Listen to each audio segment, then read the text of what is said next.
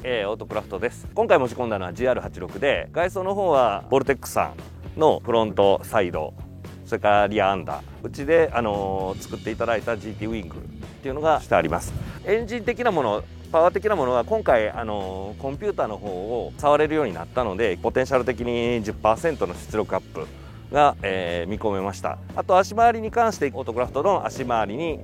スプリングレート、今回ちょっと峠ということもあって、フロントが14、リアが16キロ、6インチのスプリングですね、で使用して、キャンバーはできるだけちょっと今回は縦気味で、あとリアのローアームの交換をやっております。給排気的なものももちろんやってるんですけれども、今回は特にこういう得意としている峠のセクションということなので、足回りを重点的に今回は見直して、やらさせていただきました。タイヤの方は東洋タイヤ 888R というのを使っています。で255の4018でホイールがレイズさんの G025 で、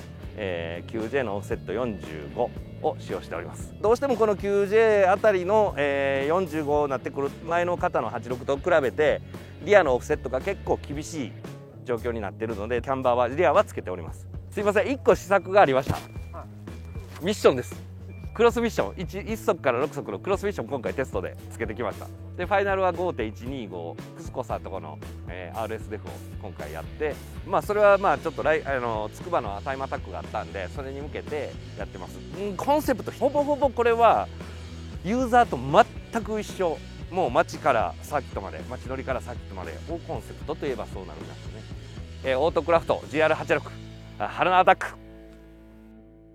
車の突っ込みがやっぱりいいんで、ちょっとこれ楽しみです。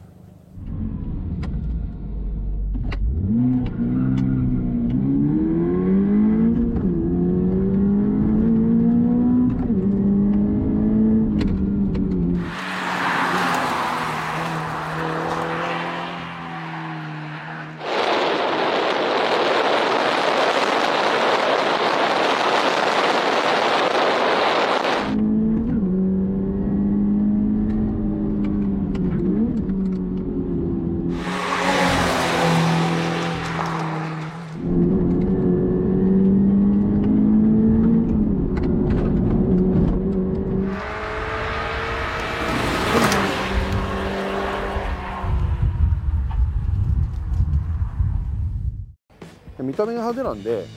大したことないのかなと思ったら、もう走りもねめちゃくちゃ良かったです。 GR86 自体がちょっとこうハードな使い方すると、皆さんがこうストリートで使う使い方に比べるとちょっとスプリング設定レートがちょっと低めなのかなって感じがしました。峠でちょっとハイグリップタイヤ履かして走ると、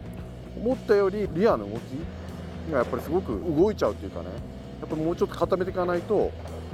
非常に車の暴れが止まらなくて、気持ちよく走らせようと思うとリアがどうしても暴れてきちゃうんで、その辺がなんかちょっとバランス取りづらいなって感じですね。これギアの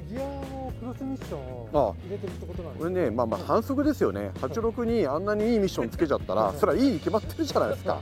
ただやっぱりミッション壊れやすいから、確かに最初にこれ入れといた方がもしかすると最終的にはお得かもしれないですね。はい、足はだからまだまだこれから煮詰めていくんじゃないかなと思う。でただダンパーの動き自体はいいから、スプリングでバランス取っていけばすぐ多分車決まると思います。